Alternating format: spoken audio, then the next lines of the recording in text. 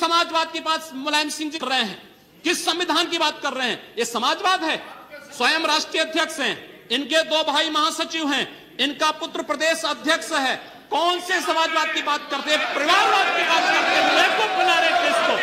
दूसरा, जहां तक स्थगन आदेश की बात है, मैं याद दिलाना चाहूंगा, इस देश के अंदर सेकुलरिज्म के नाम पर राजनीति करने वाले उन सभी दलों को 1994 में कांग्रेस नेतृत्व की ही सरकार ने सुप्रीम कोर्ट में एक शपथ पत्र दिया था और यह कहा था कि अगर तय हो जाएगा कि अयोध्या में विवादित जो ढांचा था वह ढांचा किसी हिंदू मंदिर या स्मारक को तोड़ करके बनाया गया है तो हिंदू भावनाओं के अनुरूप कार्य होगा।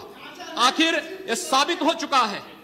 अयोध्या में 30 सितंबर 2010 को इलाहाबाद उच्च न्यायालय की लखनऊ खंड पीठ की पूर्ण पीठ ने जो फैसला दिया है उसमें तीनों जजेस ने एक स्वर से कहा है कि विवादित भूमि ही राम जन्मभूमि है और जब विवादित भूमि राम जन्मभूमि है तो फिर उसके लिए कानून बनाने की मांग इस देश का संत समाज कर रहा है, कोई पाप नहीं कर रहा है। हम अपने हक को मांग रहे हैं और हम ही मांग कर रहे हैं कि अयोध्या में राम जन्मभूमि में भव्य मंदिर का निर्माण होना चाहिए। कानून इस सरकार को लाना चाहिए क्योंकि सुप्रीम कोर्ट में शपथ पत्र कांग्रेस नेतृत्व की सरकार ने उस समय दाखिल किया था और उसी क्रम में हम मांग कर रहे हैं।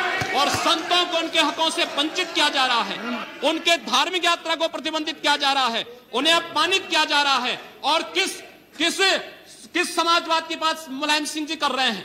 किस संविधान की बात कर रहे हैं? ये समाजवाद है? स्वयं राष्ट्रीय अध्यक्ष हैं, इनके 2 भाई महासचिव हैं, इनका पुत्र प्रदेश अध्यक्ष है। कौन से समाजवाद की बात करते हैं? परिवारवाद की बात करते हैं। बेवकूफ बना रहे देश को।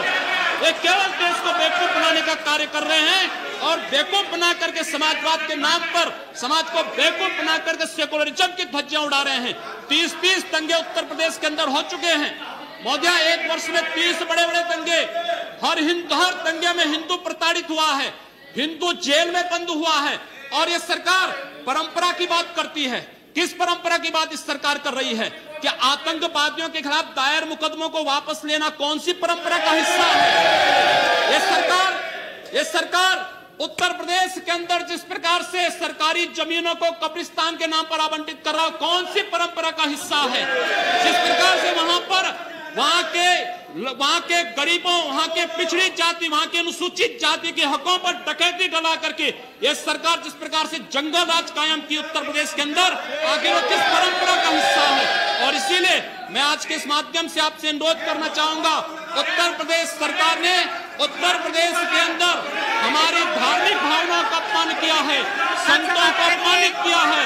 इस सरकार को रहने का अधिकार नहीं होना चाहिए, इसे तत्काल बर्खास्त किया जाना चाहिए।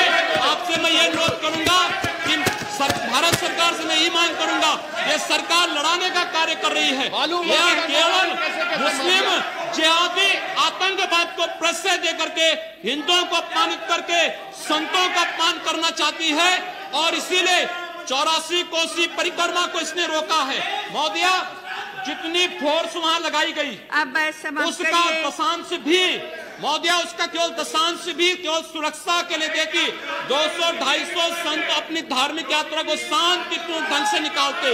इस सरकार ने यात्रा पर रोक लगा करके उत्तर प्रदेश के अंदर 10 करोड़ लोगों को पीड़ित किया है, अपमानित किया है, उनको परेशान किया है। और यही नहीं, यह सरकार लगातार हिंदुओं को अपमानित करने का कार्य कर रही है। और इसीलिए मैं आपके माध्यम से अनुरोध करूंगा, इस सरकार को रहने का कोई अधिकार नहीं, इसे बर्खास्त किया जाना चाहिए।